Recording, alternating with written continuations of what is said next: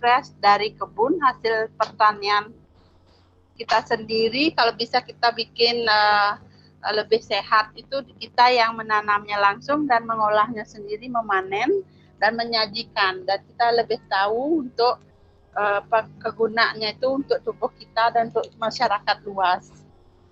Dan raw food di sini kita jelaskan sedikit bahwa gizi yang terkandung di dalam makanan yang sehat, fresh, itu lebih banyak mengandung vitamin dan zat gizinya.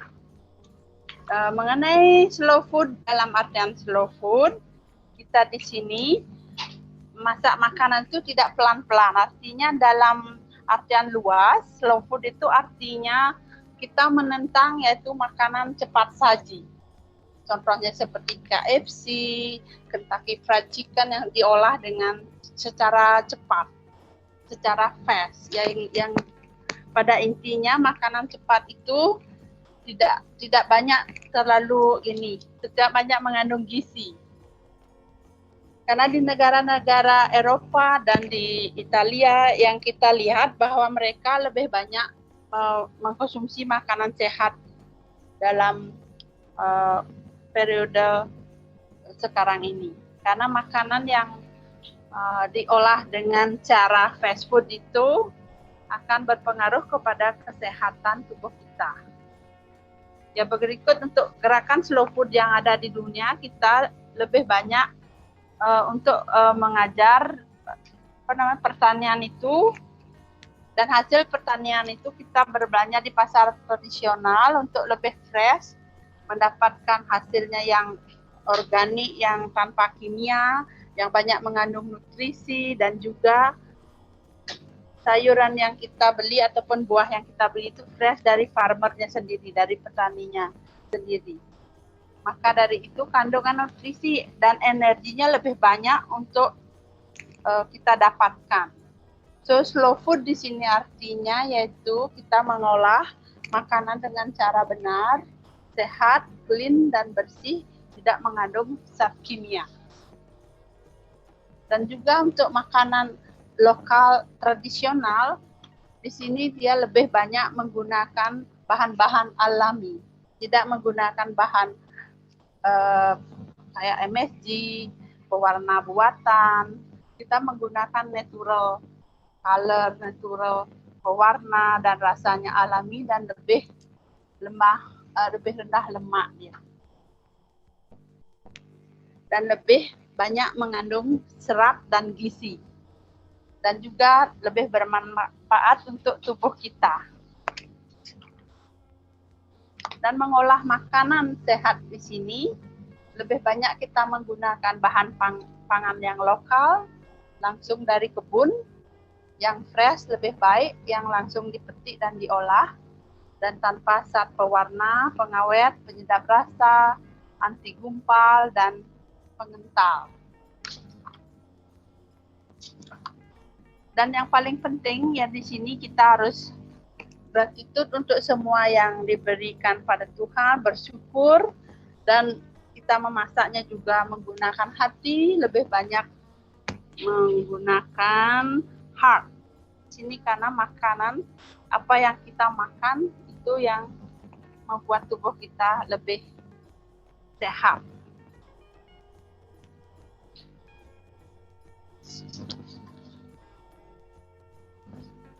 Dan bersyukur atas segala yang diciptakan oleh alam, kita hanya mengelola dan mengolah dengan cara yang benar dan sehat. So, kita mengolah menggunakan hati dan ketulusan. Ya, demikian dari Bu Kadek. Jika ada pertanyaan, silahkan. Oke. Mungkin sebelum kita mulai dari Bu Sayu, mungkin saya ada sedikit pertanyaan nih buat Bu Kadek.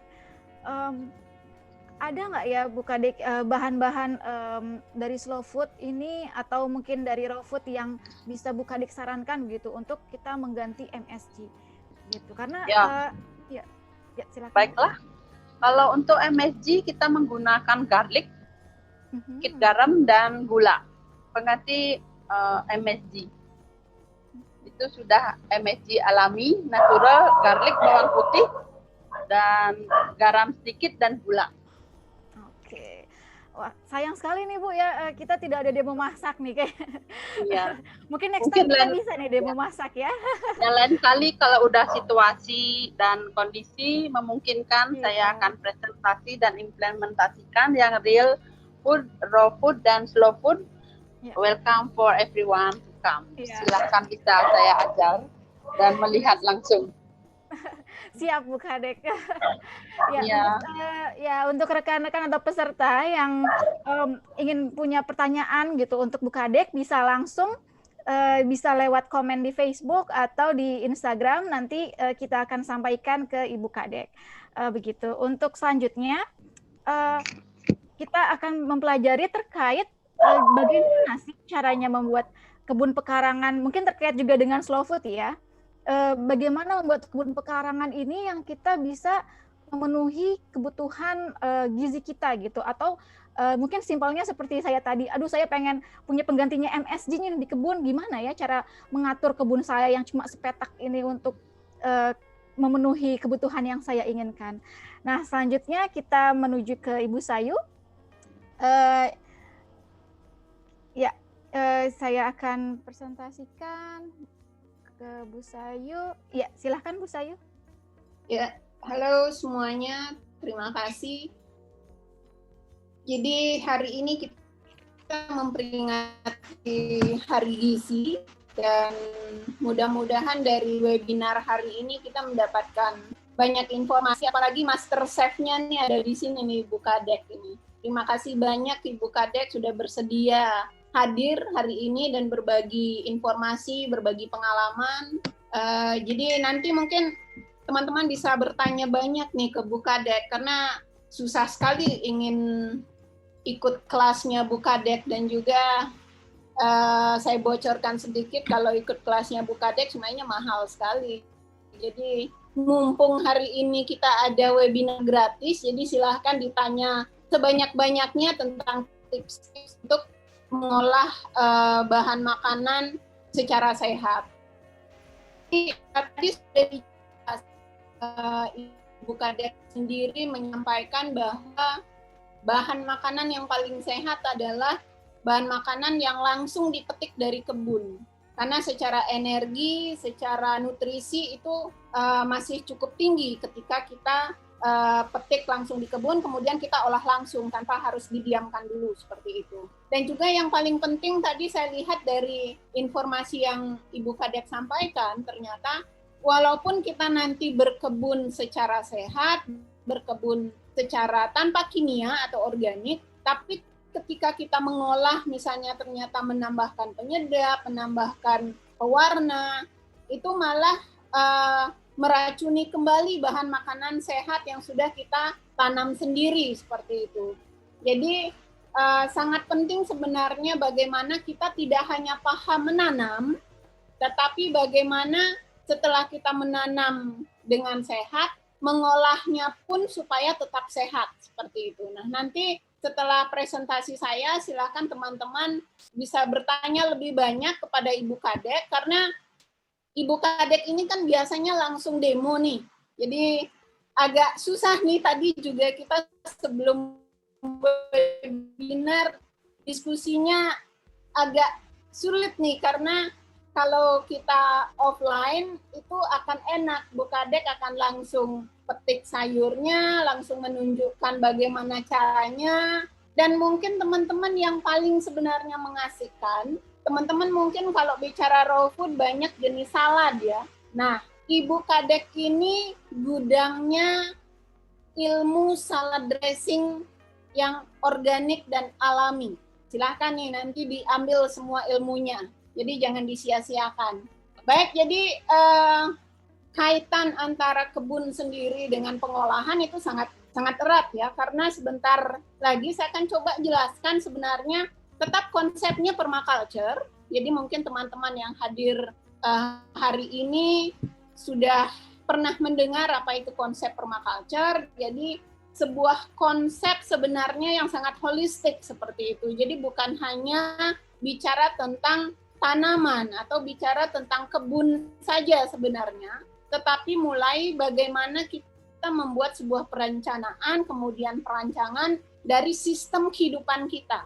Nah, kalau di slide awal ini teman-teman bisa lihat konsep permaculture yang bisa kita terapkan di tempat tinggal kita sendiri. Jadi di sini bisa dilihat bukan hanya bicara tentang kebun sayur, tetapi penting juga kita bicara misalnya tanaman yang membuat kita juga senang berada di rumah. Misalnya konsep kebun hias dengan ada bunga, kemudian ada tanaman aromaterapi, di mana ketika di rumah kita misalnya banyak nyamuk, itu pun ada tanaman-tanaman yang tidak hanya berfungsi untuk kita konsumsi, tetapi ada tanaman yang berfungsi untuk penolak nyamuk atau anti hama dan binatang yang sering masuk ke rumah, seperti itu. Kemudian dengan konsep permakultur ini juga seringkali ketika kita ingin membuat kebun, hal yang pertama sebenarnya teman-teman tanyakan pasti di mana cari tanamannya. Aduh, lahan saya sempit. Tetapi tidak mulai dengan melihat komponen-komponen apa yang lainnya yang paling penting untuk membuat kebun selain lahan. Karena kalau kita bicara membuat kebun saat ini, kalau kita bicara urban farming misalnya, itu bahkan ada kebun yang tidak perlu lahan. Jadi teman-teman bisa membuat kebun di atas atap, bisa membuat kebun di tembok, bisa membuat kebun dengan digantung, atau membuat kebun di atas air. Jadi lahan itu sebenarnya hal yang terakhir yang penting untuk kita lihat. Tetapi yang paling penting untuk kita rencanakan sebenarnya adalah apa yang kita butuhkan. Itu yang paling penting. Karena kalau tadi misalnya Ibu Kadek sudah menyampaikan, kalau kita mau membuat makanan sehat, itu paling nggak mungkin ada sayuran hijaunya, mungkin ada kacang-kacangannya, kemudian intinya adalah beragam kalau kita simpulkan dari yang disampaikan Ibu Kadek. Nah, apakah memungkinkan kita misalnya membuat tanaman yang beragam? Jawabannya pasti mungkin. Jadi dengan konsep permaculture sebenarnya atau permakultur, kita dapat menumbuhkan apapun yang sebenarnya kita butuhkan, bukan yang kita inginkan ya. Ini beda. Seringkali yang kita buat di kebun kita adalah yang kita inginkan, yang kita sukai saja, tetapi bukan yang kita butuhkan begitu. Itu beda jauh. Oke, saya ingin punya kebun indah. Saya suka bunga.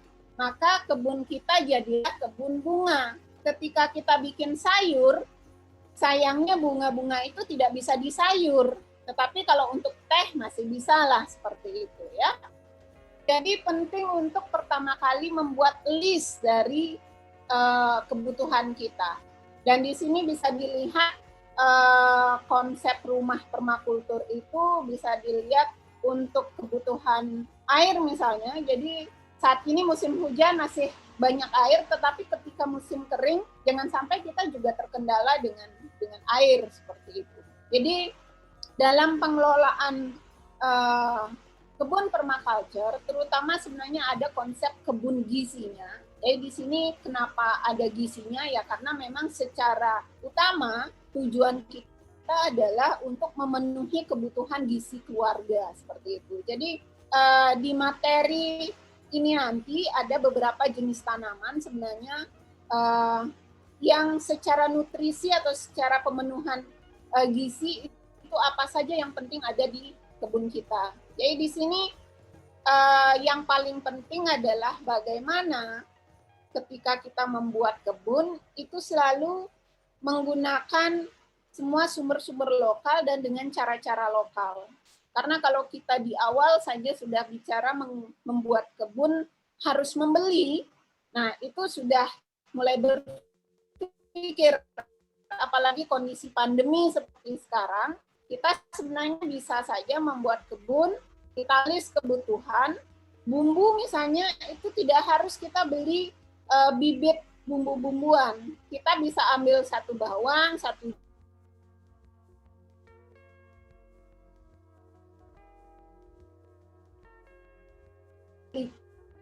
sumber dayanya di rumah itu yang kita manfaatkan. Misalnya begitupun kita butuh pot misalnya, tidak harus beli pot baru. Kalau misalnya kita ada barang-barang bekas atau misalnya di Bali sering kita bikin sesajen dan ada besek misalnya bekas sesajen, nah itu sangat bagus untuk digunakan pot seperti itu. Dan di gambar bisa dilihat, bikin kebun depan rumah kendalanya biasanya ayam. Nah, harus beli jaring ayam. Sebenarnya tidak perlu kalau misalnya di sekitar rumah ada daun kelapa yang sudah kering, nah itu bisa dimanfaatkan semaksimal mungkin. Bisa lanjut, Fitra? Oke, jadi ini hal-hal penting yang sebenarnya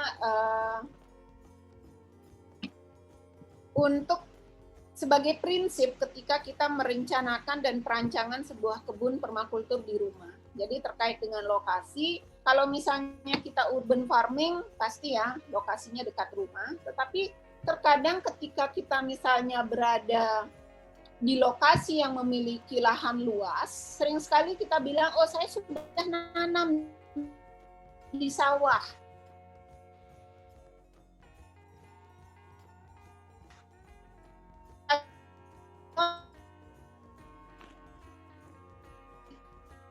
Tidak ada dekat rumah, maka kita mencari yang terdekat yaitu di warung, begitu ya, atau mencari di dekat rumah yaitu supermarket.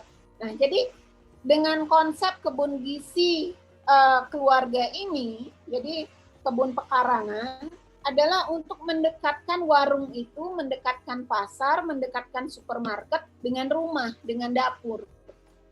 Jadi bagaimana semua kebutuhan yang sebenarnya penting, misalnya kita mau bikin sayur, butuh cabai, butuh daun bawang, nah itu bisa kita tanam sedikit dekat rumah, sehingga ketika kita butuhkan itu tinggal ambil dan sangat dekat, bahkan lebih dekat dari warung.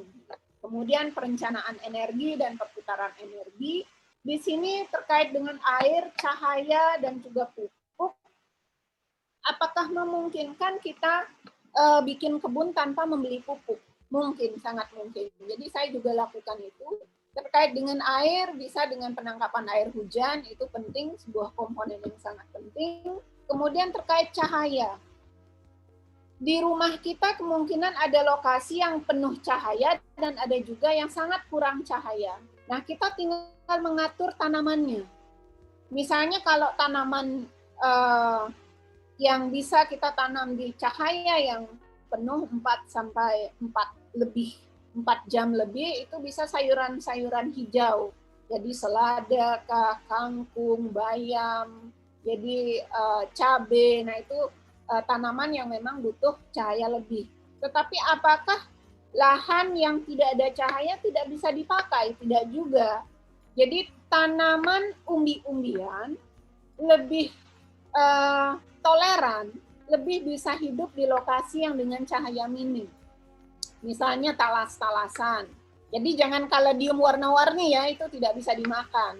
Bisa misalnya keladi Bogor atau tanaman keladi yang daunnya bisa dimakan, kemudian akarnya juga umbinya bisa dimakan. Atau sweet potato atau ubi jalar, itu juga sangat memungkinkan ditanam di lokasi yang minim cahaya atau teduh. Kemudian bumbu-bumbuan seperti jahe, kunyit, kecombrang, kemudian semua jenis tanaman berumbi itu lebih toleran kita tanam di lokasi yang teduh atau minim cahaya. Jadi jangan takut kalau misalnya lahan kita atau rumah kita ternyata ada banyak yang tidak terkena cahaya, tidak masalah, masih tetap bisa ditanam, jangan khawatir.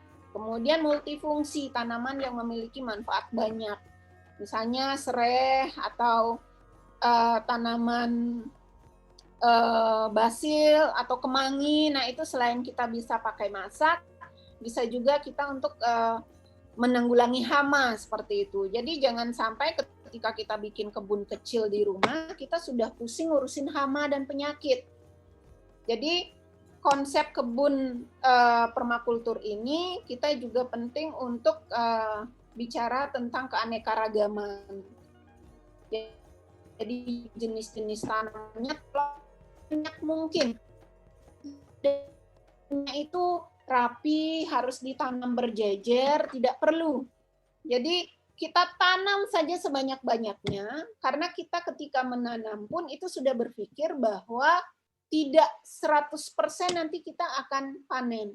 Kita harus tetap bicara tentang bagaimana konsep tadi yang diajarkan Ibu Kadek, ikhlas dengan cinta. Jadi di sini juga kita harus ikhlas untuk mengembalikan kepada alam.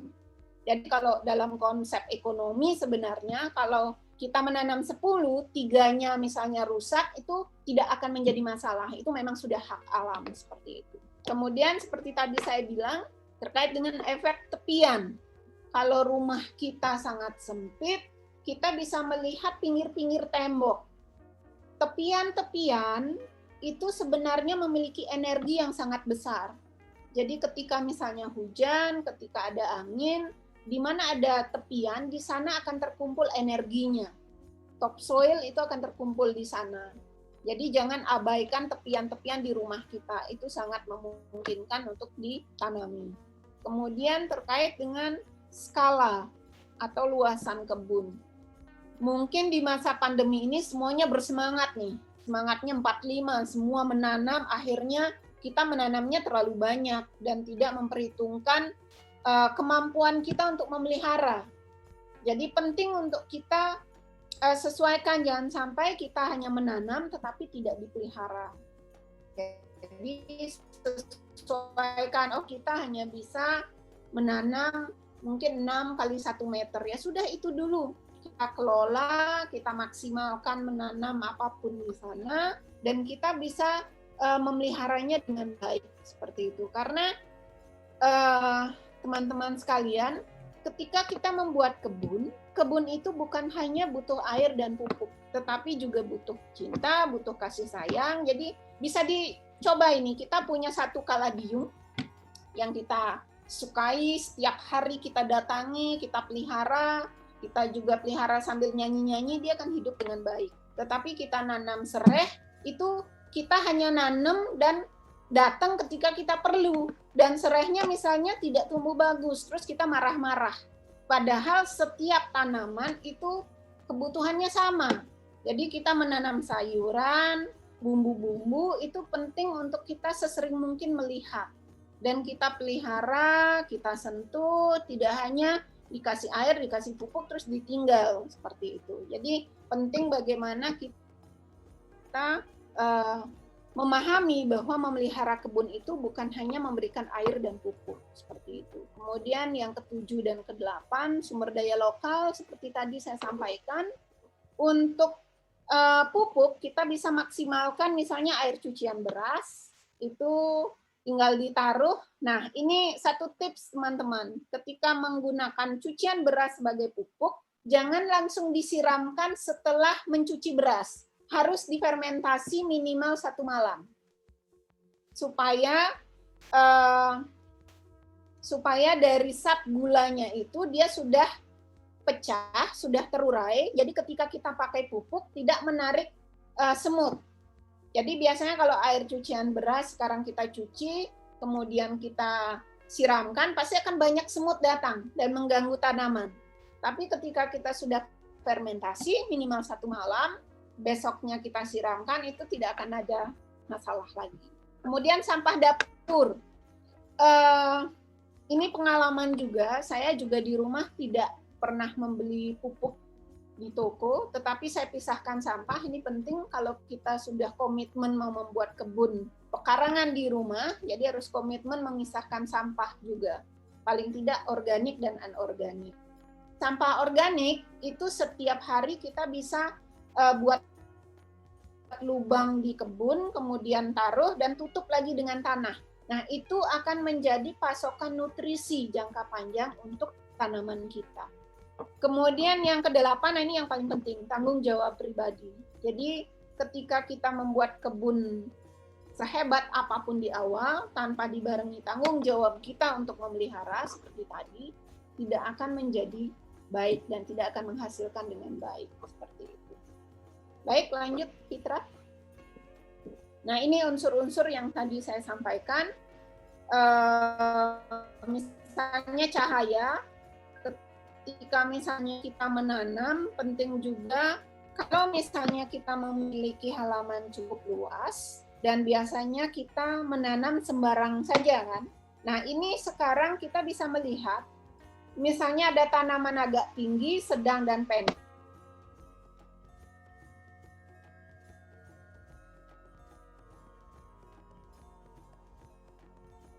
Barat, mana timur, kadang-kadang itu tidak diketahui juga seperti itu. Jadi yang paling pendek itu tanam di paling timur, paling dekat dengan matahari, kemudian yang paling tinggi itu yang paling barat.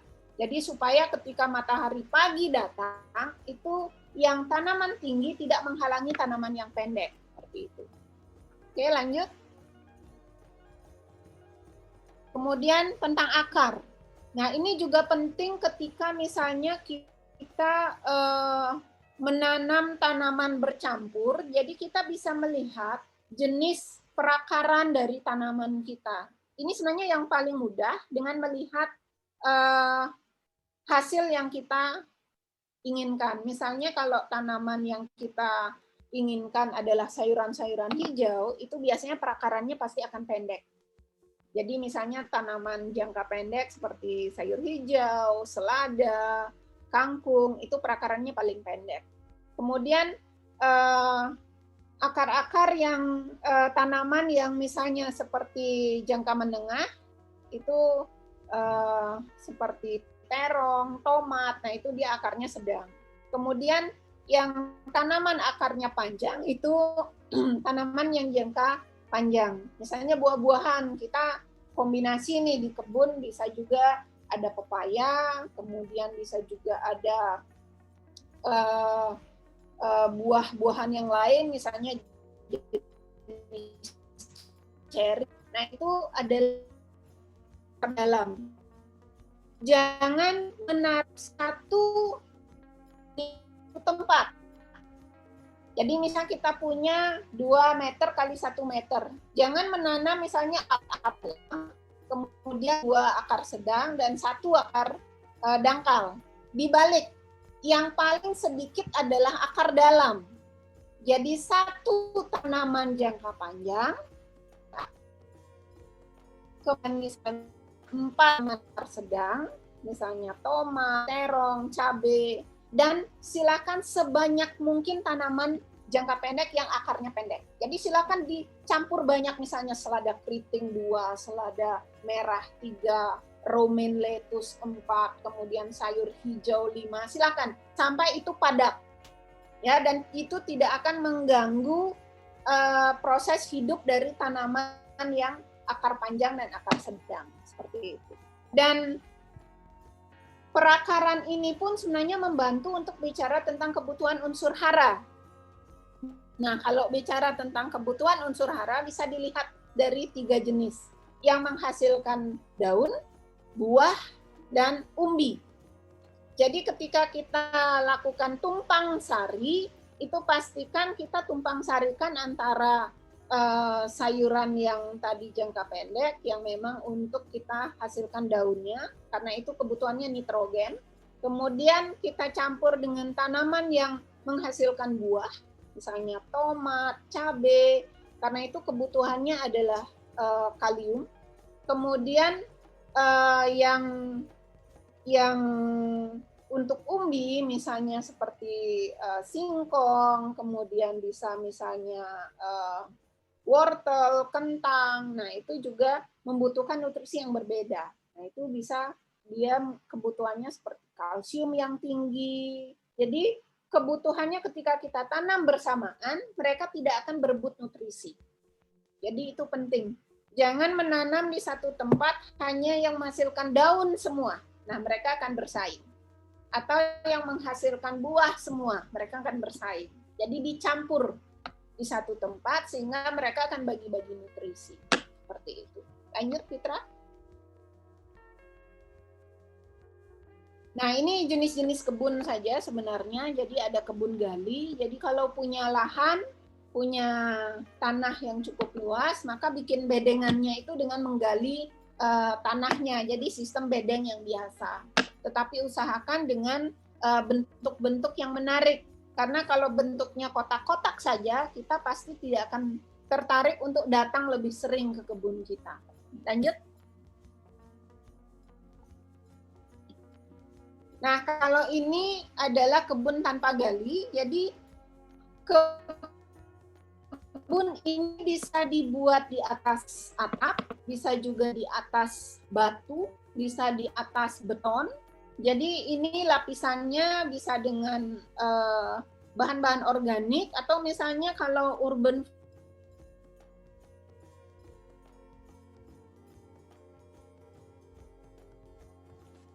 jadi tanah juga ke depan, ya. Okay. Ya, kemudian selanjutnya bisa menggunakan, kalau memiliki kotoran hewan boleh, kalau tidak perlu beli sapi. Jadi tinggal pakai batang pisang. Jadi silakan batang pisang. Mungkin tetangga ada potong pisang, panen pisang, batangnya bisa dicincang, itu akan menggantikan kotoran ternak. Jadi tidak perlu kita harus menggunakan kotoran ternak. Kemudian di atasnya bisa menggunakan daun-daun kering lagi, atau misalnya bekas rumput yang kering, atau misalnya daun sereh yang dipotong. Jadi itu bisa dipakai di atasnya. Kemudian yang terakhir itu bisa dengan tanah dan kompos. Kalau tidak ada kompos, lagi-lagi jangan dipaksakan untuk membeli dalam kondisi seperti sekarang. Bisa mengambil tanah yang dekat dengan pohon pisang.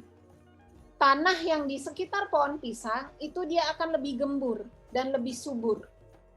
Jadi itu diambil hanya sekitar 5 cm paling atas. Jadi ketika kita sudah punya tanah 5 cm paling atas, kita tanami saat itu pun tidak masalah. Karena ketika kita menanam butuh sekitar 1 minggu si akar untuk dia menembusnya.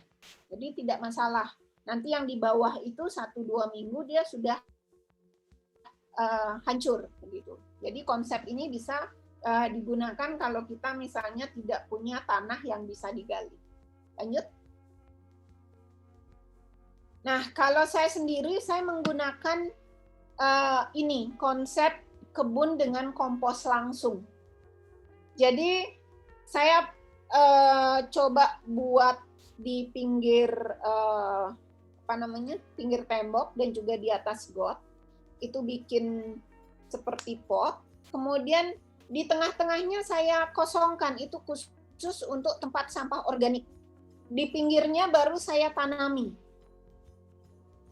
Jadi kita sebenarnya dengan menaruh sampah organik di tengah-tengah itu, dia akan langsung menyebarkan ke tanaman yang di sekelilingnya. Jadi kita tidak perlu menambahkan pupuk sama sekali kalau dengan konsep ini. Dan saya kebanyakan kebun saya pakai konsep ini. Karena saya tidak membuat kompos khusus dari sampah-sampah organik saya. Jadi saya pakai konsep direct kompos seperti ini. Jadi ini adalah konsep dengan sifat kita yang ini ya, yang normal lah, agak malas kalau harus taruh bahan organik, kemudian seminggu kita harus bolak-balik, apalagi kita mungkin bekerja. Nah, itu membutuhkan lebih banyak waktu. Tetapi kalau konsep ini, kita taruh komposnya, nanti dia hancur langsung diserap tanaman, sehingga ini tidak akan pernah penuh sebenarnya. Jadi konsep ini adalah konsep yang menurut saya sangat efektif. Jadi silahkan dicoba, teman-teman. Lanjut. Nah, kalau ini adalah jenis yang suka misalnya menggunakan pot. Jadi ini konsep vertical garden atau kebun bertingkat. Jadi ini juga konsepnya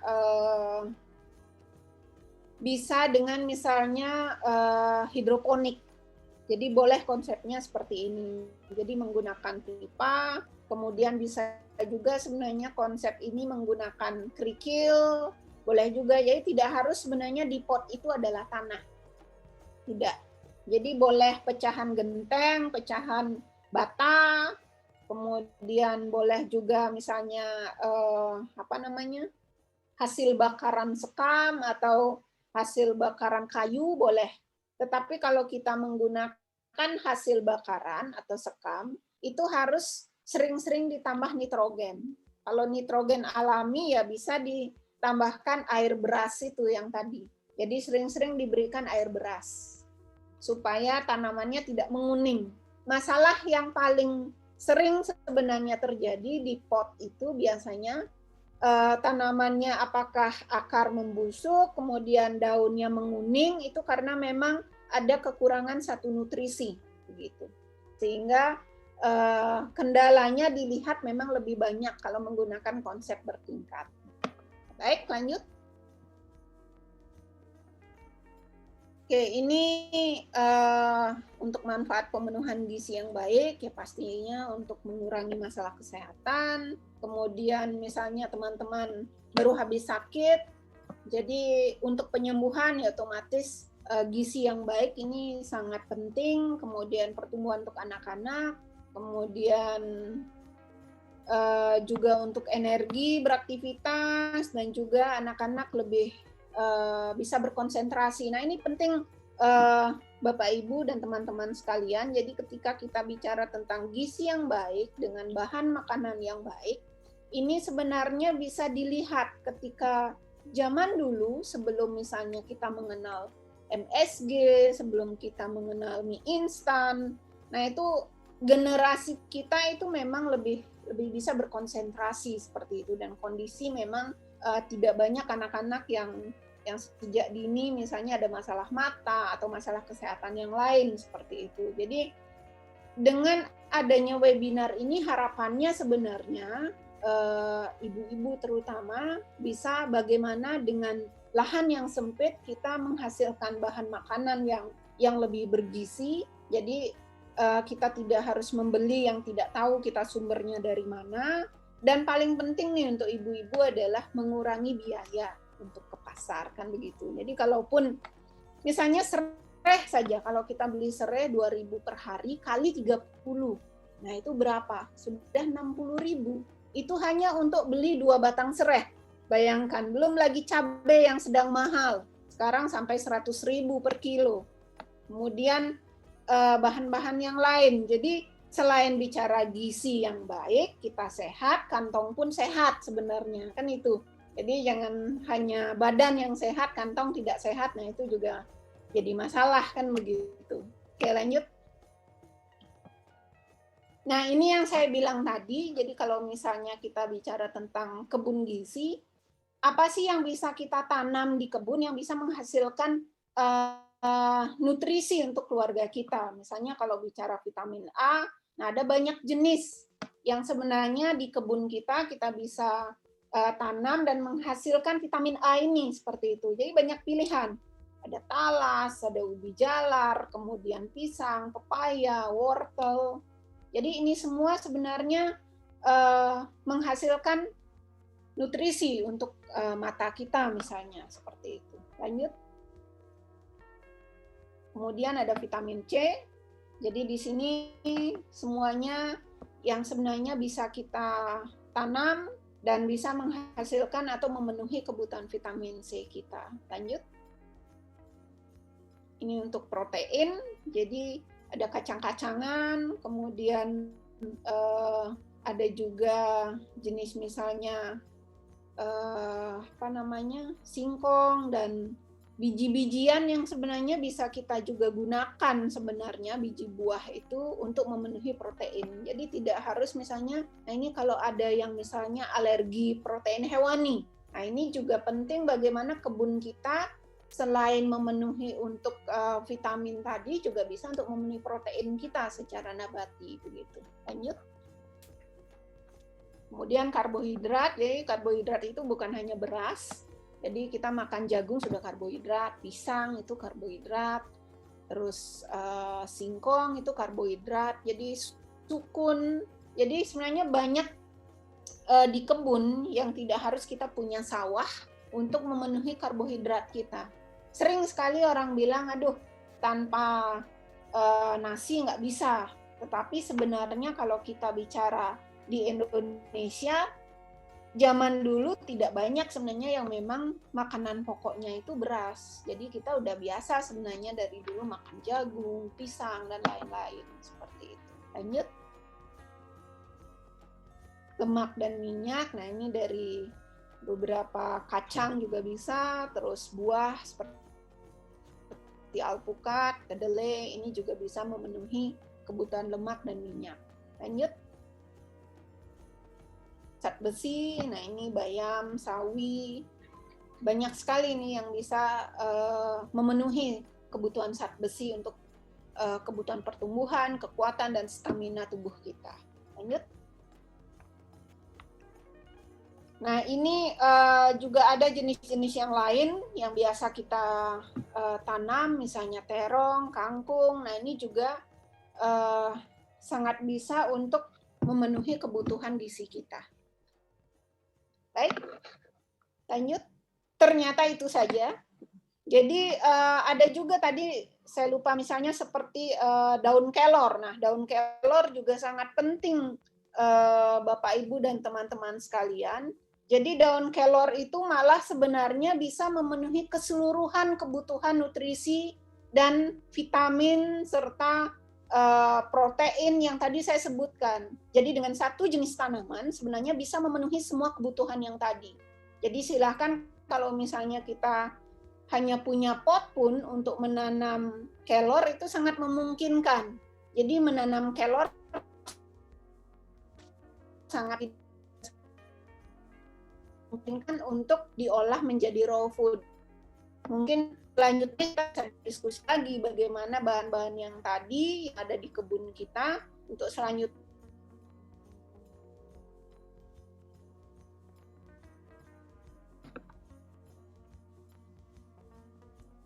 Ya.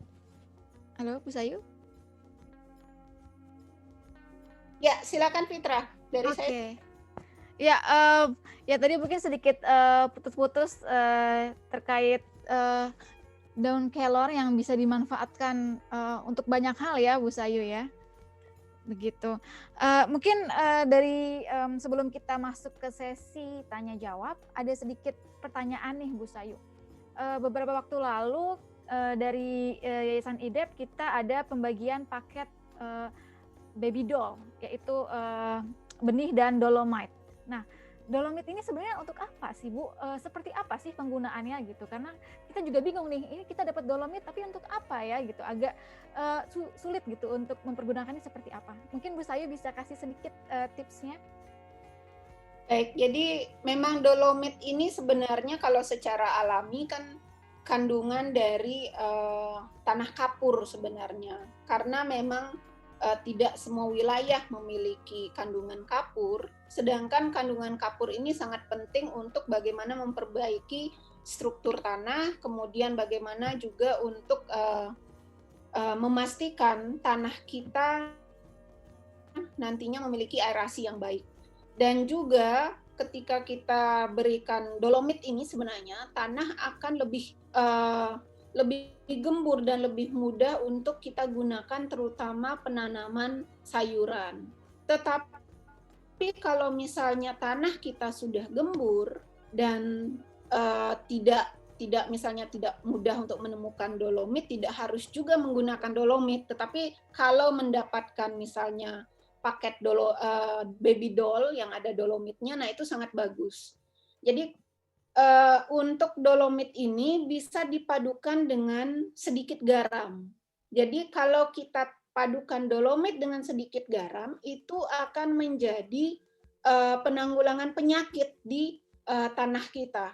Jadi ketika kita baru memulai menanam, itu kita campurkan tanah kita dengan dolomit dan sedikit garam, itu sebenarnya langsung bisa menggemburkan, dan ke depan struktur tanah kita akan lebih gembur, seperti itu. Jadi untuk dolomit ini bisa digantikan dengan bahan organik atau kompos kalau kita tidak memiliki dolomit, atau hanya ditambahkan dengan sedikit garam, seperti itu. Karena memang paling banyak, apalagi misalnya lahan kita sebelumnya ditanami dengan satu jenis tanaman, atau di lahan kita sebelumnya ada tanaman yang mati karena penyakit, jadi virus kah, bakteri kah. Nah, itu penting untuk memutus rantai itu, kita tambahkan dengan garam dan kalau ada dengan dolomit, seperti itu. Itu pentingnya dolomit, Fitra. Oke, ya terima kasih Bu Sayu. Berarti untuk dolomit ini banyak sekali ya ternyata manfaatnya, dan dengan dicampurkan dengan garam jadi lebih bisa memberikan manfaat untuk mencegah hama juga ya, dan penyakit tanaman khususnya. Oke, terima kasih Bu Sayu. Lalu mungkin sekarang sambil kita menantikan, kalau ada pertanyaan bisa langsung lewat Facebook, kalau yang dari Facebook, kalau lewat Instagram juga bisa langsung disampaikan lewat Instagram. Untuk yang di Zoom juga bisa langsung di chat, bisa disampaikan, nanti kita akan tanyakan ke Bu Sayu atau Ibu Kadek. Nah, sekarang mungkin kita bisa ke Ibu Kadek nih. Saya ada sambil menunggu pertanyaan yang masuk. Ya, terkait juga dengan salah satu kampanye dari pemerintah Indonesia terkait Hari Gizi Nasional ini. Di antaranya ada terkait permasalahan anemia pada remaja. Nah, Bu Kadek nih, kalau misalkan untuk ibu-ibu di sini atau bapak-bapak di sini yang punya anak remaja dan punya masalah pada anemia, kira-kira slow food atau raw food seperti apa ya yang cocok untuk dikonsumsi begitu, atau yang bisa memberikan efek positif gitu untuk anak-anak mereka begitu. Mungkin Bu Kadek bisa berikan tipsnya. Ya, baiklah, untuk anak-anak remaja di zaman sekarang ini kebanyakan mereka konsum makanan fast food yang cepat saji. Contohnya yang itu ayam geprek, bakso yang banyak MSG-nya, micin-micin itu. Jadi saya sarankan untuk orang tua, mereka harus memilih gizi atau makanan sehat, lebih banyak sayuran dan buah segar. Karena makanan bergizi di sini dapat menciptakan pikiran positif untuk badan kita, untuk mental kita, untuk tubuh segalanya. Karena efek untuk makanan yang sehat di sini yaitu untuk perkembangan otak juga. Karena anak-anak remaja kan perlu banyak asupan gizi itu dari yang lebih banyak makan fresh. Dan di zaman sekarang ini lebih banyak makanan cepat saji, beli yang udah ready made gitu.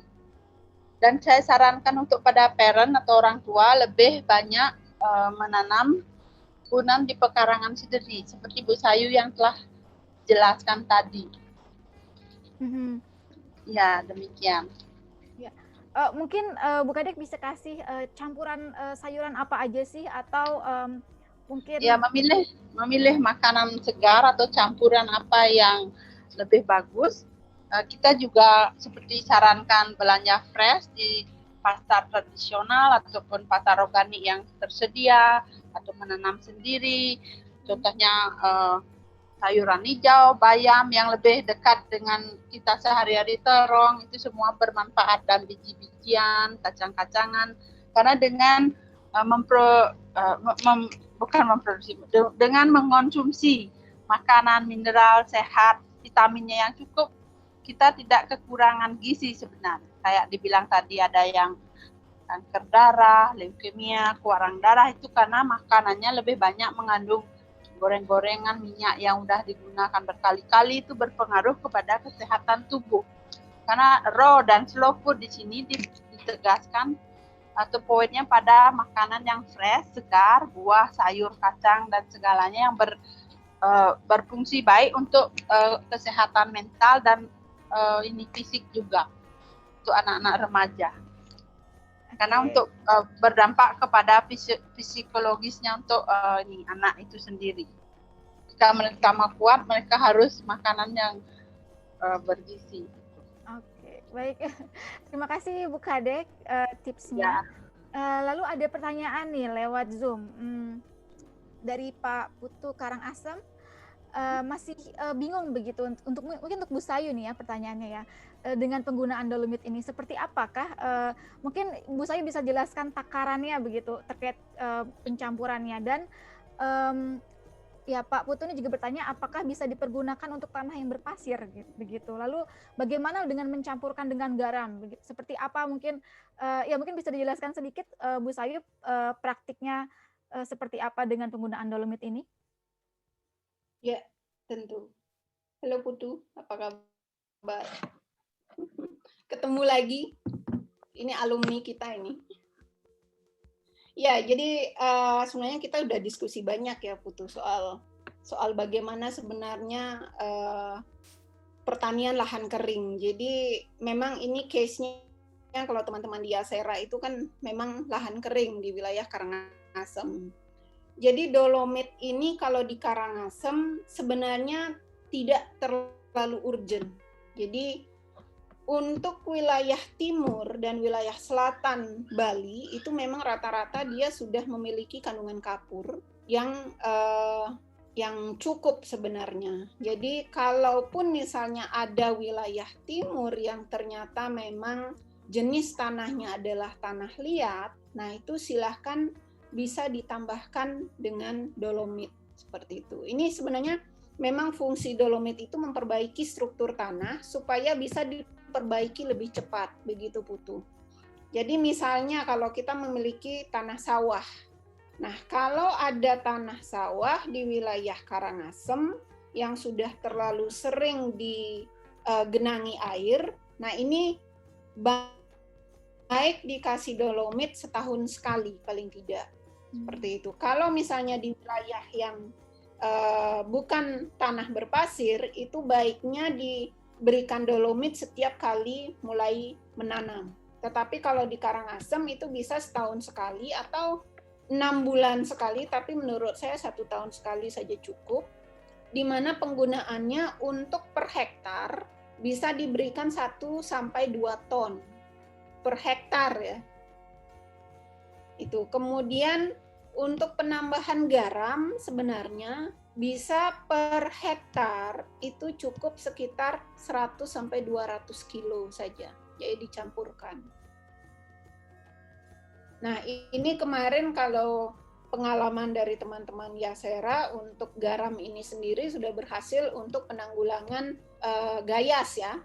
Jadi ini sangat menarik sebenarnya, saya pun ikut senang. Jadi teman-teman yang memiliki kendala di Karangasem yang awalnya masyarakat tidak mau menanam sayur karena wilayahnya semua penanaman kelapa, kemudian banyak hama gayas di sana, mereka sudah tidak percaya mampu menanam sayuran. Tetapi ketika melakukan implementasi garam, nah itu hasilnya sangat bagus. Saya sendiri dikirimkan banyak sekali foto sayuran yang ternyata luar biasa bisa dikembangkan di wilayah kering seperti itu. Jadi sangat memungkinkan, tetapi itu catatannya memang kalau dolomit ini karena memang secara alami kan ini ada batu kapur yang dibakar begitu. Itulah dolomit gitu. Jadi memang untuk memperbaiki struktur tanah yang sebenarnya sangat liat atau dia sudah jenuh air. Misalnya di wilayah sawah. Kenapa sangat penting kalau kita mau menanam padi sawah, padi yang memang banyak airnya, itu setiap kali mau menanam, itu penting ditambahkan dolomit. Begitu Putu, mudah-mudahan bisa memberikan tambahan informasi. Oke, terima kasih Bu Sayu. Mungkin teringat juga nih saya nih untuk mungkin rekan-rekan di sini atau peserta yang tinggalnya di daerah pesisir begitu Bu Sayu, mau membuat kebun pekarangan tapi kita kurang air nih di daerah pesisir ini, gimana ya Bu Sayu caranya supaya kebun kita tetap sehat begitu? Baik, kalau wilayah pesisir rata-rata memang penguapannya akan lebih tinggi. Itu nomor satu. Otomatis kalau misalnya mau membuat kebun pekarangan di wilayah pesisir harus lebih banyak mulsa. Jadi mulsa organik itu harus lebih banyak. Kalau misalnya ternyata di wilayah tersebut adalah wilayah yang sangat kering, itu bisa juga menggunakan mulsa batu. Jadi konsep pertanian lahan kering sebenarnya mulsa itu karena kadang-kadang daun-daunan itu digunakan untuk pakan ternak. Jadi yang bisa digunakan untuk menangkap embun pun itu bisa menggunakan batu-batu yang permukaannya lebih lebar. Jadi pagi batu itu akan menangkap embun, kemudian dia akan memberikan ke tanaman seperti itu. Jadi bisa menggunakan itu, kemudian sistem penangkapan air hujan, kemudian sistem penyaringan air limbah juga bisa digunakan. Jadi konsepnya dari kamar mandi atau dari dapur itu diberikan kerikil atau batu-batu di pinggir pantai itu, airnya dialirkan, air yang sudah mengendap di batuan itu nanti dialirkan ke kebun. Nah, itu sangat memungkinkan untuk kendala air. Begitu kira-kira, Fitra. Oke, ya terima kasih Bu Sayu. Ya sambil menunggu juga nih, kelihatannya belum ada pertanyaan dari Facebook dan Instagram. Jadi nanti kalau untuk yang di Zoom, kalau ada pertanyaan juga silahkan langsung saja melalui chat. Mungkin kita bisa kembali lagi ke Bu Kadek nih. Ke Bu Kadek mungkin ada nggak ya tipsnya terkait sayuran apa saja yang bisa menggantikan, ya contohnya seperti ini, ada orang yang mungkin tidak bisa pakai campuran cuka, atau mungkin dalam salad ada campuran dressing yang sulit untuk didapatkan begitu. Kalau untuk Bu Kadek sendiri apa sih campuran-campuran yang bisa dipergunakan untuk raw food ini yang aman gitu, atau yang nyaman untuk perut begitu? Mungkin Bu Kadek bisa kasih tipsnya. Ya baiklah, pertanyaannya bisa akan saya jawab. Untuk menggantikan seperti vinegar yang keras macam itu bisa pakai dari asam, tamarin kita rendam, ginger airnya kita cari juga bisa, sama pineapple-nya juga direndam, diisi garam dikit, dia kan udah ada glukosanya itu nanti keluar seperti cuka juga, dan apel juga bisa. Kita permen sehari seperti Bu Sayu jelaskan kayak air beras tadi, nanti dia akan mengendap, itu bisa kita gunakan untuk supaya tidak terlalu strong. Dan saya tambahkan lagi sedikit yang questionnya tadi untuk anak remaja, kalau bisa para parent mereka memberikan anaknya makanan sehat seperti Bu Sayu jelaskan, yaitu daun kelor. Daun kelor mengandung vitamin A sampai Z.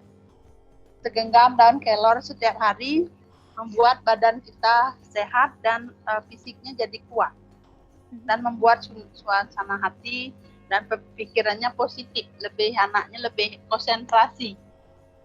Karena kelor sendiri dia mengandung banyak vitamin, mineral, semua yang ada, kayak susu juga. Oke, terima kasih Bu Kadek tipsnya. Ya. Ya mungkin terkait juga dengan daun kelor ini Bu Sayu, karena beberapa kali selama pelatihan permaculture bersama dengan IDEP, Bu Sayu menyarankan terkait daun kelor ini yang banyak sekali manfaatnya. Nah, saya penasaran nih Bu Sayu, sebenarnya terkait daun kelor ini nutrisi seperti apa sih yang sangat baik untuk tanah, dan kenapa menanam dan mencampurnya dalam tanah tuh memiliki efek yang sama atau memiliki efek yang berbeda, begitu Bu Sayu? Mungkin bisa sedikit dijelaskan. Ya, baik.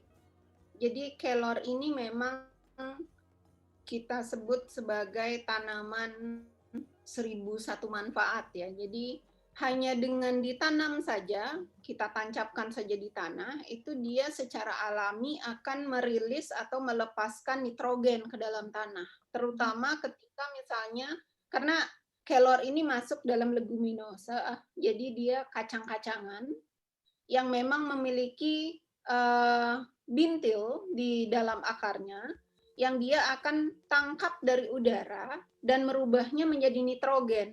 Kemudian dikumpulkan di bintil-bintil akarnya. Ketika berbunga, dia akan memiliki kandungan nitrogen tertinggi. Kemudian ketika misalnya kita potong dari bunga tersebut, maka dia akan langsung melepaskan nitrogen itu ke tanah, begitu. Jadi hanya dengan menanamnya saja kita sudah memberikan nutrisi kepada tanah. Jadi untuk rehabilitasi tanah ini sangat bagus sekali. Kalau kita memiliki banyak, bisa kita cari daunnya, kemudian kita tambahkan ke bedengan kebun. Tetapi sayang sebenarnya, karena lebih baik kita konsumsi daunnya. Karena memang konsumsi daun kelor ini banyak juga sebenarnya yang menyampaikan kalau saya mengkonsumsi daun kelor itu ada 2 hal yang saya dengar. 1, menyebabkan asam urat, 2, menyebabkan saya panuan. Itu ada di masyarakat. Kepercayaan seperti itu ada. Jadi saya tidak mau. Dan yang ketiga itu masalah spiritual. Jadi kalau saya makan kelor nanti kekuatan saya hilang katanya. Nah ini ada juga. Ya ada 3 hal. Tetapi kalau yang 2 ini sebenarnya saya buktikan sendiri. Saya pernah berikan kelor itu setiap hari kepada bapak yang memiliki asam urat sangat tinggi sampai dia tidak bisa jalan. Dia mengkonsumsi daun kelor kering itu dimasukkan ke kapsul karena memang dia tidak memiliki daun kelor segar banyak. Tapi kalau ada daun kelor yang segar itu bisa ditaruh di air saja diminum atau direbus. Nah, itu langsung dimakan daunnya dan air rebusannya. Itu sebenarnya kalau dimakan setiap hari malah bisa menghilangkan asam urat itu. Kemudian kalau terkait dengan panu, nah itu tidak ada hubungannya sama sekali. Jadi kalau kita memang bersih, mandinya bersih, tidak ada hubungannya dengan kelor begitu. Karena kelor ini tidak ada memang kandungan yang dibilang bisa melebihi kebutuhan dari tubuh kita.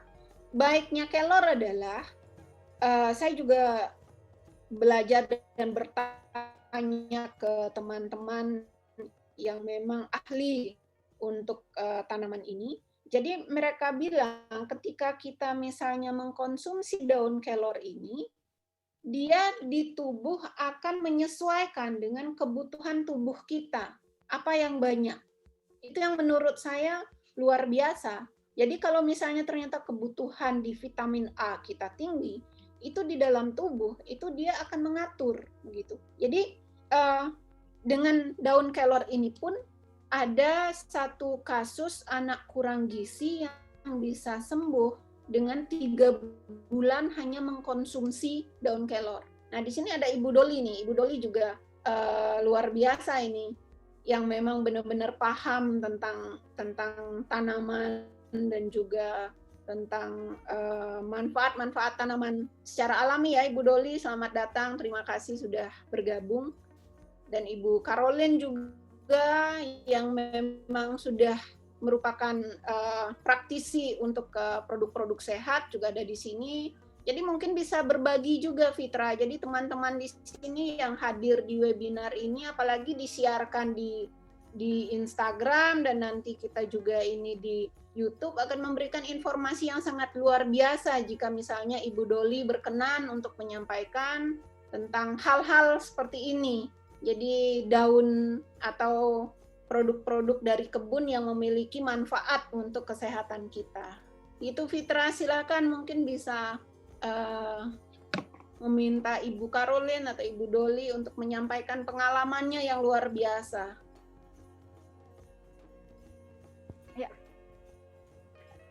Ya, terima kasih Bu Sayu. Mungkin Ibu Doli kalau mau memberikan opini atau tambahan terkait bisa di-unmute dulu.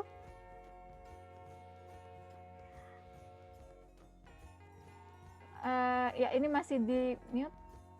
Ini sudah? Sudah Bu. Ya, memang. Terima kasih. Memang saya senang sekali hadir dengan Anda kalian, sebab memang ini informasi penting sekali dan gizi, kesehatan itu memang penting untuk seluruh orang saja. Dan apa yang saya juga mau tambah, tadi Bu Kader bilang untuk gizi untuk anak-anak muda. Memang saya juga tahu di Belanda dan saya juga lihat di sini anak-anak muda cepat makan junk food, ya, yang gampang, yang sudah digoreng makan. Tapi ada yang makanan kami sendiri yang memang sehat sekali. Saya sekarang ada kebun sendiri dan Ibu Kadia juga tahu, dan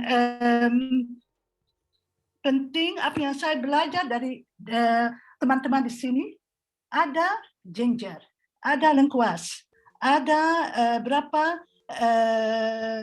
rempah-rempah yang gampang sekali untuk ditanam, dan itu memberi gizi banyak untuk mereka.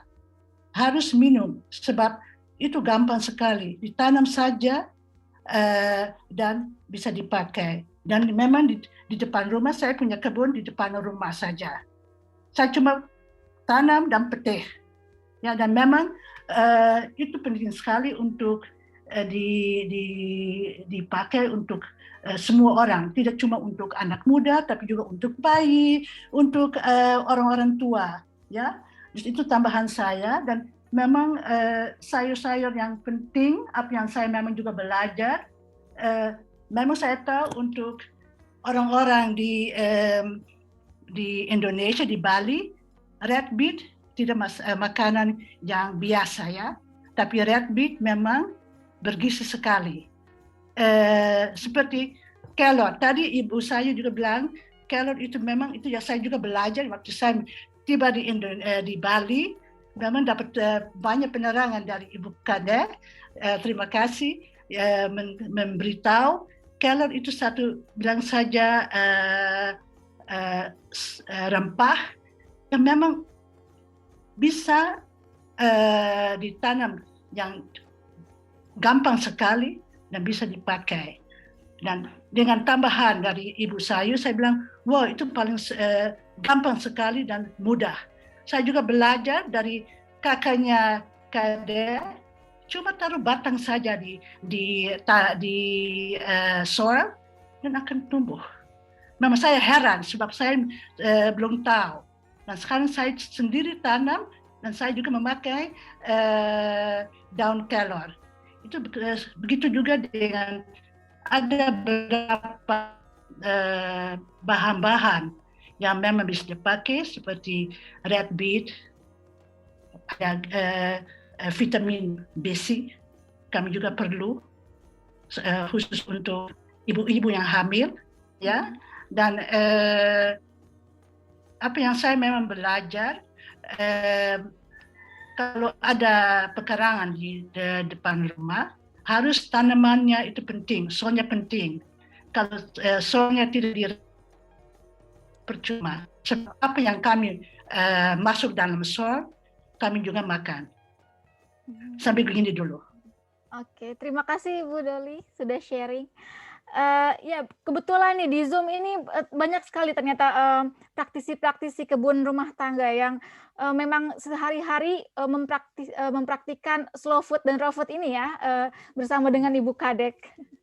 Ya mungkin ya sambil ada pertanyaan nih, selanjutnya mungkin lebih ke teknis juga, kembali lagi ke Ibu Sayu nih dari Pak Putu ini. Ini permasalahannya mirip sekali Bu Sayu, seperti waktu kita pelatihan bersama dengan dari Manggarai terkait dengan cabai begitu, cabai keriting dan cabai keriting dan bule begitu. Terkait PHT yang alami itu sulit sekali, belum bisa memberikan hasil yang diharapkan begitu untuk tanaman cabai begini. Mungkin Bu Sayu bisa sedikit sharing. Baik. Terima kasih. Sebelum saya jawab pertanyaannya Putu, terima kasih banyak Ibu Doli sudah berbagi, luar biasa. Jadi beetroot itu ternyata sangat luar biasa untuk anemia, jadi saya setuju. Jadi sangat penting itu anak muda untuk mulai mengkonsumsi beetroot, walaupun rasanya mirip tanah. Kalau dikasih jahe sedikit itu rasanya enak Bu ya. Ya, sepakat. Betul.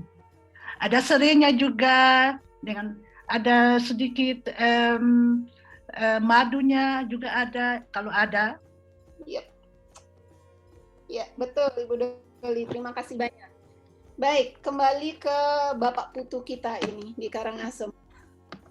Ya, jadi permasalahan tentang cabai bule, nah ini memang dari masa ke masa dan selalu menjadi masalah bagi petani. Jadi di sini kalau untuk cabai yang keriting dan bule, keriting itu masih memungkinkan karena memang kekurangan kalium, begitu.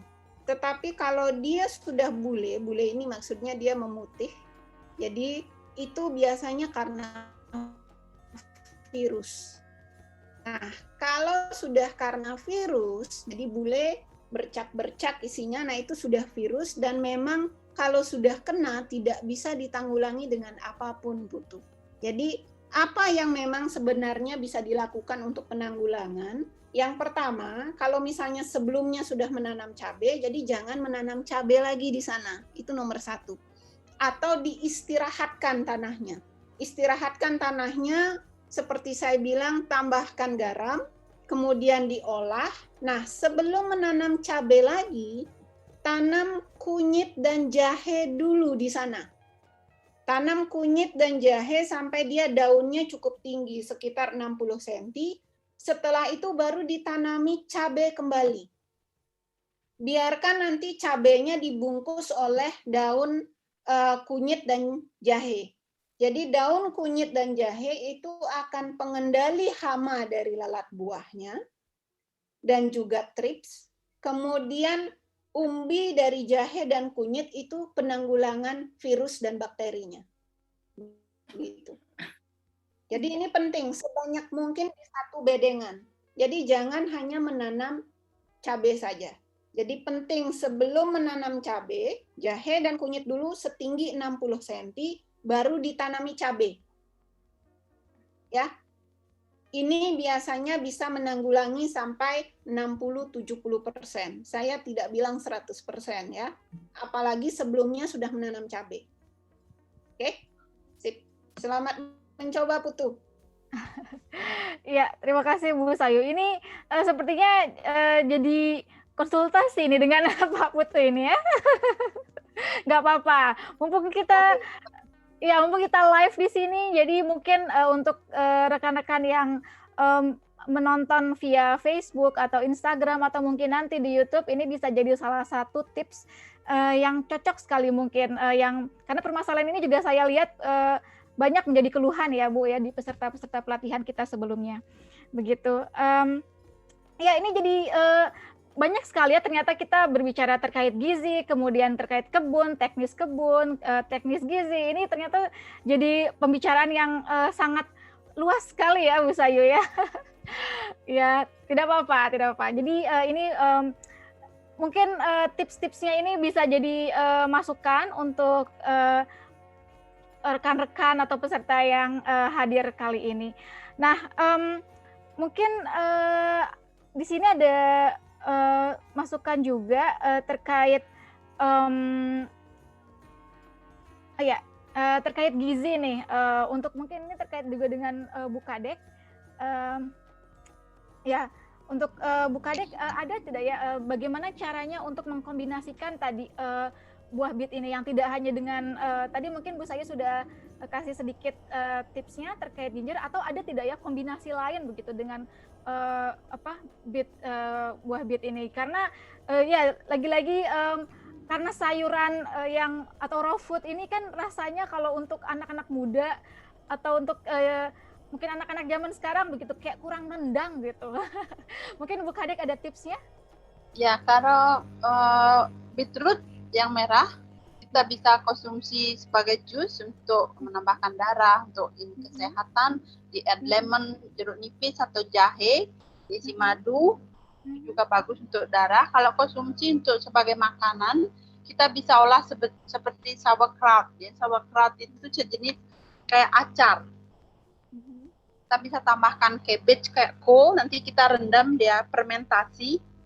diisiin lemon, diisi gula, garam, didiemin seminggu, lebih lama lebih bagus. Mungkin Ibu Doli lebih tahu mengenai sauerkraut karena di negerinya beliau sendiri biasanya people suka makan sauerkraut. Sauerkraut itu fermented food, dia like udah difermentasi dan bergizi juga untuk pencernaan kita. Karena kalau udah pencernaannya bagus, mengkonsumsi enzim semua di dalam, itu berpengaruh kepada otak, pemikiran, dan kesehatan tubuh kita. Mungkin Ibu Doli juga bisa jelaskan sedikit mengenai sauerkraut. Ya. Kayak di Indonesia namanya acar. Ya. Acar, iya, iya. Ya mungkin Ibu Doli mau tambahkan atau? Apa yang Bu Kada bilang memang udah benar, tapi di Belanda biasa dipakai seperti salada ya, dan tambahan vinaigrette-nya biasa dengan apa yang sini juga ada, bisa dengan air nipis, dengan daun seledri itu, dan dengan lada merica, dan memang gampang saja, dan dengan sedikit minyak, bisa minyak olive yang bagus atau minyak sunflower gitu. Itu vinaigrette-nya. Dan kami makan memang seperti raw food. Dan itu satu jenis selada. Dan di Belanda memang dipakai juga, mereka masak beetrootnya, dikupas dan dipotong, dan memang coba direbus sedikit, jangan sampai terlalu lembek. Dan kalau airnya bisa dipakai lagi untuk minum, dan itu jadi dengan sedikit air nipis, dengan mereka tambahan oregano gitu, dan dengan manisnya dari, sebab banyak kali beetroot sudah manis juga, dan itu diminum begitu. Dan memang sauerkraut itu memang paling sehat di Belanda, dan memang kalau musim dingin seperti sekarang, mereka banyak makan sauerkraut, dan itu fermentasi biasa baik untuk mah kami ya, kalau penyakit dalam mah itu harus dipakai, tapi harus lihat kalau memang penyakit mah jangan. Oke. Sampai dulu. Wah, ini banyak sekali nih tipsnya dari Bu Doli juga nih terkait sauerkraut. Sepertinya kita sudah mulai memasuki di penghujung webinar kita kali ini. Jadi mungkin saya akan sedikit rangkum terkait masukan yang sudah diberikan oleh Bu Kadek dan Bu Sayu. Dan nanti mungkin setelah ini Bu Sayu dan Bu Kadek bisa memberikan sedikit mungkin tanggapan atau opini di akhir webinar ini, terkait webinar ini, begitu. Ya, terima kasih kepada seluruh peserta yang sudah hadir di Facebook, di Instagram, ataupun yang di Zoom, dan di sini juga terutama di Zoom ya, karena banyak sekali praktisi-praktisinya. Ada Ibu Doli, ada Ibu Caroline juga di sini, kemudian ada Pak Putu juga yang sudah sering bersama dengan Ibu Sayu. Ya, semoga webinar kali ini bermanfaat bagi kita semua. Kemudian terkait poin-poin yang tadi sudah disampaikan oleh Ibu Sayu dan Ibu Kadek, mungkin saya akan sedikit rangkum. Yang pertama, yang paling penting untuk bagaimana kita bisa memenuhi kebutuhan gizi kita melalui kebun pekarangan. Yang pertama adalah mendaftar atau mendata kebutuhan gizi seperti apa sih yang dibutuhkan oleh keluarga kita. Kalau keluarga kita punya anak kecil atau punya balita, gizi seperti apa yang dibutuhkan oleh balita. Atau kita punya remaja, ternyata punya anemia, gitu. Gizi seperti apa yang dibutuhkan oleh remaja kita ini. Jadi banyak sekali mungkin dari ibu-ibu, tidak hanya ibu juga, bapak-bapak juga mungkin bisa membantu terkait perencanaan dari kebun pekarangan keluarga ini.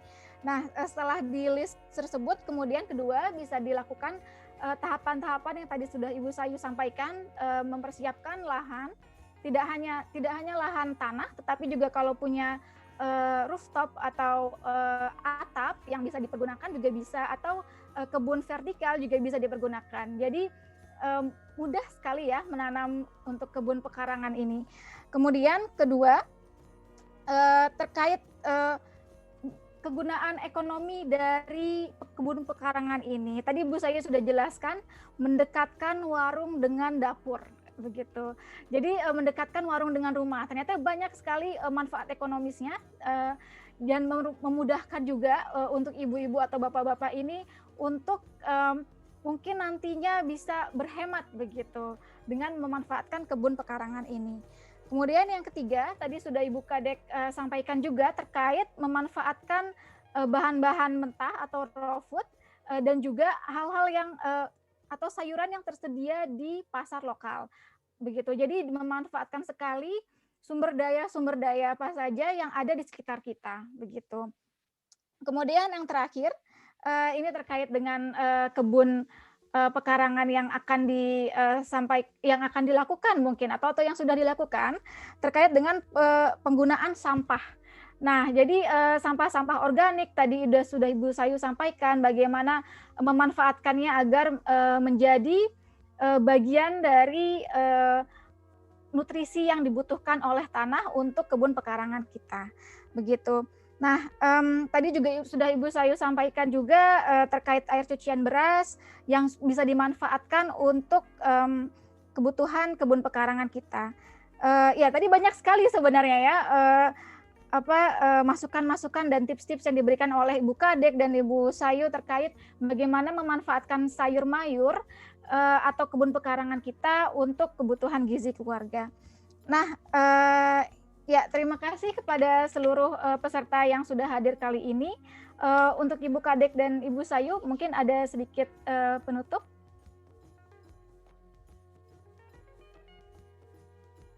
Ya, silakan Bu Sayu. Ya, kalau dari saya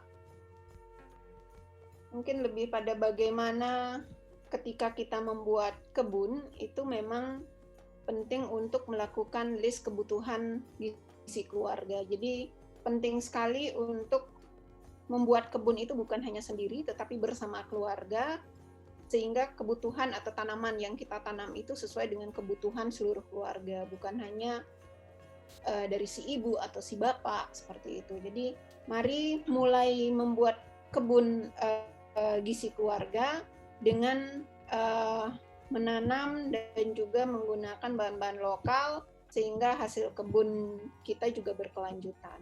Baik, terima kasih semuanya. Ya, terima kasih Bu Sayu. Bu Kadek, mungkin ada sedikit.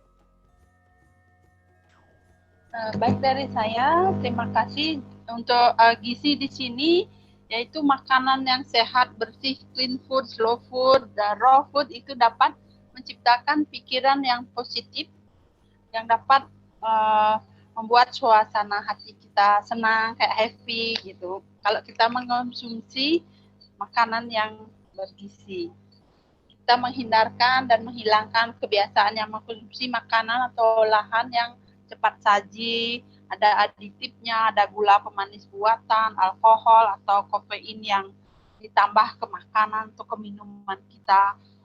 Jadi untuk menyeimbangkan hormon dan mengatur fungsi-fungsi organ tubuh di dalam badan kita, membuat fungsi tiroid kita bagus, membuang racun yang ada di dalam hati kita, juga membantu hati kita bersih, menyeimbangkan gula darah dan memperbaiki suasana hati, membuat pikiran positif. Ya, demikian. Ya, terima kasih Ibu Kadek. Jadi makanan yang baik bisa memberikan suasana hati yang baik juga begitu ya untuk kita semua. Ya, terima kasih kembali terima kasih kepada Ibu Sayu dan Bu Kadek yang sudah meluangkan waktunya untuk berbagi bersama kita. Untuk peserta atau rekan-rekan yang menginginkan presentasi ataupun presentasi kita kali ini bisa melayangkan email ke info@idepfoundation.org. Nanti kita akan kirimkan melalui email, begitu. Atau untuk rekan-rekan yang tertarik apa sih permaculture ini, ingin mengetahui lebih jauh terkait permaculture, juga bisa mengirimkan melalui email yang info@idepfoundation.org untuk mengetahui informasi lebih lanjut terkait pelatihan yang diselenggarakan oleh Yayasan IDEP. Begitu, terima kasih sudah hadir dan meluangkan waktunya. Semoga webinar kita kali ini bisa memberikan dampak yang positif bagi kehidupan kita selanjutnya, begitu. Ya, terima kasih Om Santi Om. Sampai berjumpa di seminar berikutnya.